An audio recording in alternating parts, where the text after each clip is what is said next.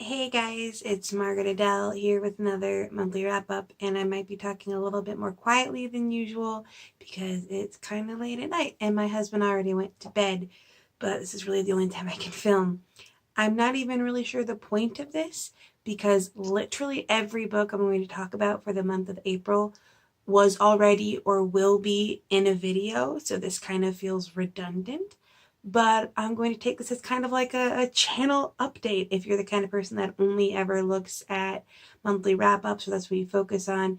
Maybe you'd be interested in some of the other books that I've been reading and my thoughts on them more in depth. So I will link the videos that all of these books are in down in the description below if you're interested. So I started my month off with an indie review, Cenote City by Monique Quintana. This was given to me by the author for a review. I had some very strange feelings about it. This is I'm always confused at how to explain this. Essentially, it came across as a sort of non-linear collection of short stories focusing on this one family group in Mexico. They live in a cenote, which, if you don't know, is a sinkhole made in limestone that is very common in Central America. And the main character is Loon, and her mother, Marcrina, has a habit of crying tears into the cenote, very gigantic tears. It was very surreal. At times I wasn't sure what was a metaphor and what was literal.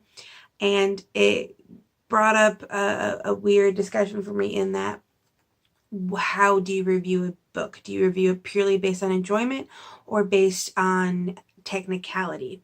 Because technically it was a 5-star, but my enjoyment was a 3-star because I found out I don't really like surreal things.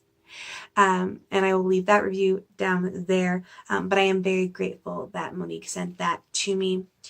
Next up was the first of the books that I read that were published, well, not published, that were on the New York Times bestseller list the day I was born.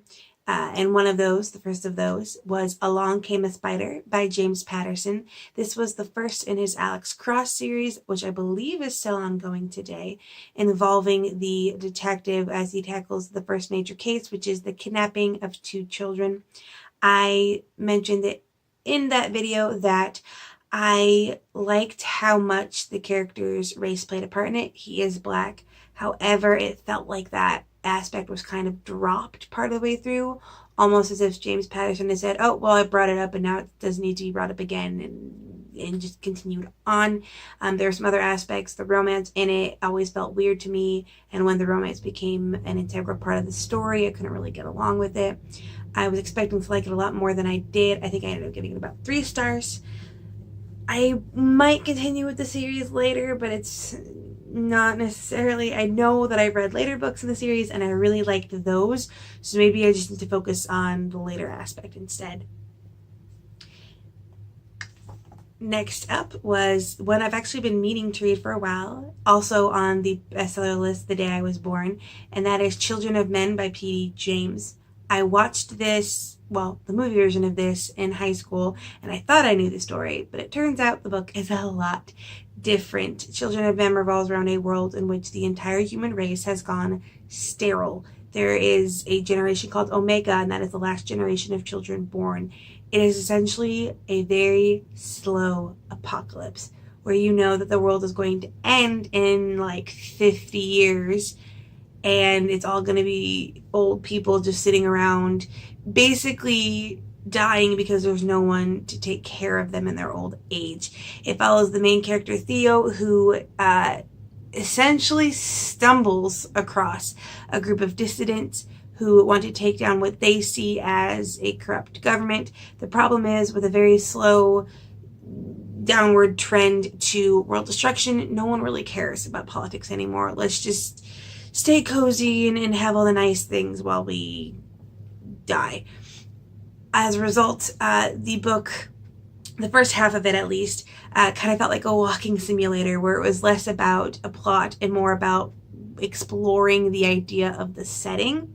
And I actually liked that aspect. The problem was that when the plot did pick up, when Theo did find himself kind of plopped in with these dissidents, it raced to the end, and therefore nothing really felt real, and the ending felt way too wrapped up nice and neatly. The ending of the movie was actually better for me. I liked the movie better in general. They changed a lot of things, but I think it makes for a better movie. I don't think you could make this book literally into a movie and have it be all that interesting.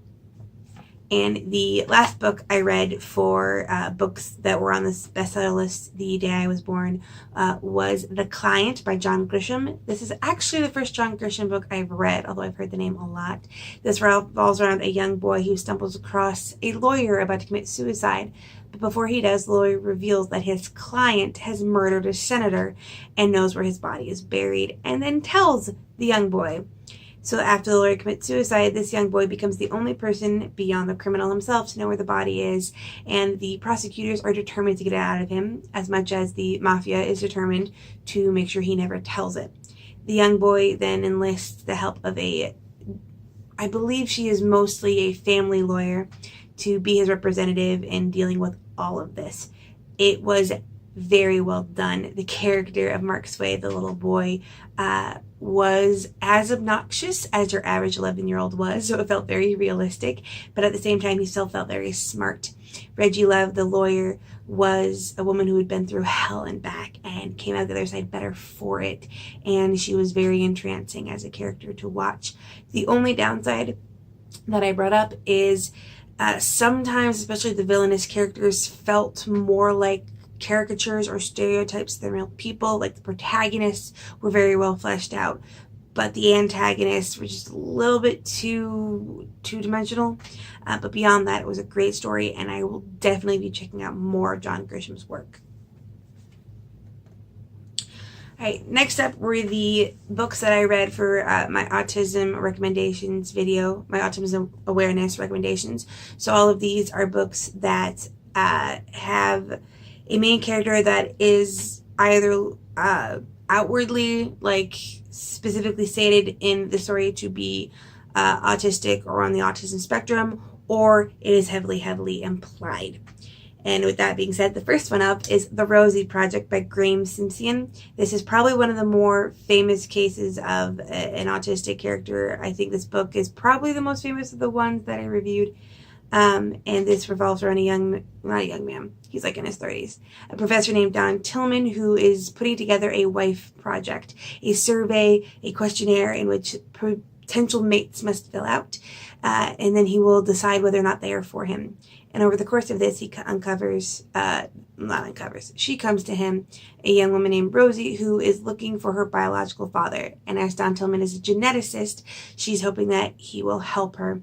And over the course of their time together, while Don knows that she would fail the questionnaire entirely, he can't help but be drawn to her. Now, Don is not specifically stated to be on the autism spectrum in the story. However, it is very heavily implied. He gives a talk on Asperger's in the very beginning, and one of the other characters says, "Hey, does that remind you of anyone?" And he goes, "Yes, this other man, this other professor." He is very beholden to structure and schedules and doesn't seem to understand social cues all that well. It's also mentioned in the book that the majority of adults these days that have autism or Asperger's don't actually know, because the process of diagnosing it is still so recent that they might have just been completely missed in the process. I loved the voice of this. Don Tillman was such a great set of eyes to see the world through. I actually liked him more than I liked Rosie. There were parts where I was like, oh no, that Rosie's good enough for Don. I think he can do better. But it was an adorable romance. It is supposed to be the first in a trilogy, but again, there was that thing where the first book did pretty well. Like, I wouldn't mind if it ended there, and so I'm probably going to leave it there, unless I really decide that I want to do more with it. The next book I read was Me Who Dove Into the Heart of the World by Sabina Berman, and this was translated from Spanish. It revolves around a young girl named Karen who was abused by her mother for her autistic tendencies as a child. Her aunt takes over after her mother's death and actually raises Karen to be able to speak and takes the time to help her with all of the struggles that comes with being autistic. And then Karen ends up being a co-owner in the family's tuna fishery. And it's a little bit strange because the character is actually vegetarian and yet is very invested in the tuna fishery. It was a bit strange. I did like this for the just total different setup. It was very voicey. The only issue I had with was the writing could feel really stilted at times, which may be a result of it being translated. I can't tell you how it would have been in the original Spanish. Unfortunately, that's not the language I'm working on learning right now. But I liked that I could find a book that was non-Western. But it definitely did not hold punches. It was uncomfortable at parts, but I dearly appreciated reading that. Next up, are actually two books I'm going to put together. I loved it, and that was The Gauguin Connection and The Dante Connection, both written by Estelle Ryan. These are the first two books in the Genevieve Leonard series. I read the first one for the Autism Awareness Recommendations video, and I adored it so much that after I read the next book I had to read for that video, I immediately went back and read the second. This revolves around an autistic woman named Genevieve Leonard who, by sheer force of will, has learned how to read people just to combat her struggles with socializing and has found herself to become a human lie detector. She studied human behavior and human movements like a science, and so by the most micro of movements can tell whether or not you're lying. And as a result, she ends up working for a insurance firm to tell when people are lying, and she gets a habit for it and finds herself pulled into an even bigger struggle in that she has to help uncover the pattern behind a series of murders of young artists and forgeries that they're connected to. I love Genevieve's voice. I also love the found family aspect. It's brought up fairly early on that she was abused as a result of her autism.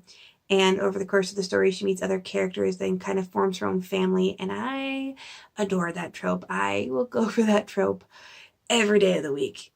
So the minute I was done, I tried the next one. And I believe there's about 13 books out in the series so far. And I will definitely be jumping into it as soon as I can. I'm bummed that May is all full with my Pokemon badge books that I can't jump into that one, but it's definitely on my list. And if you're looking for indie books with autism rep, I would definitely check it out. And speaking of indie books with autism rep, the last book that I read for the Autism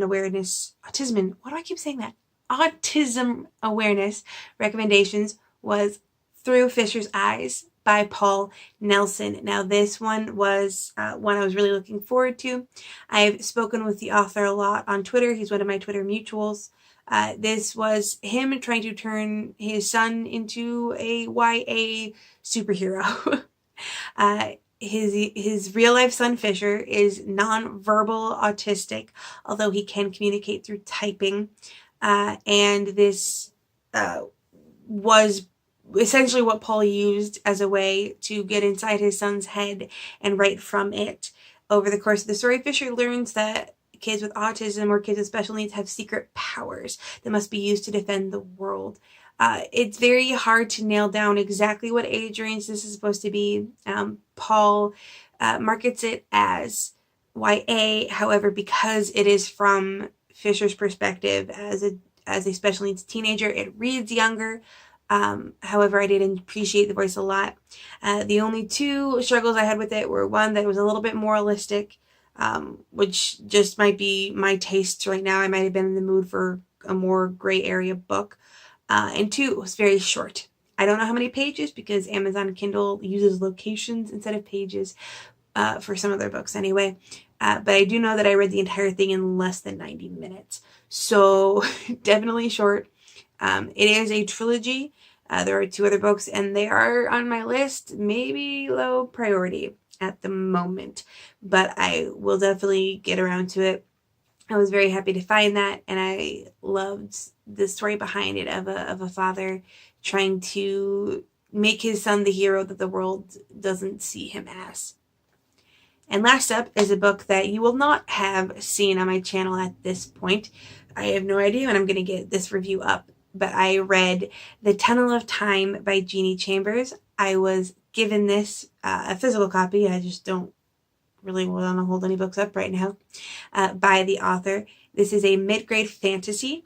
Now with mid-grade, it can be kind of iffy to nail down exactly what age is for. Is this for the 8, 9, 10-year-olds or the 11, 12, 13-year-olds? And this one, I believe, runs a little bit younger, but that could be for the best. It revolves around 3 sisters, Gracie, Lizzie, and Reba Dee, who find themselves trapped in an old carnival ride with automatons.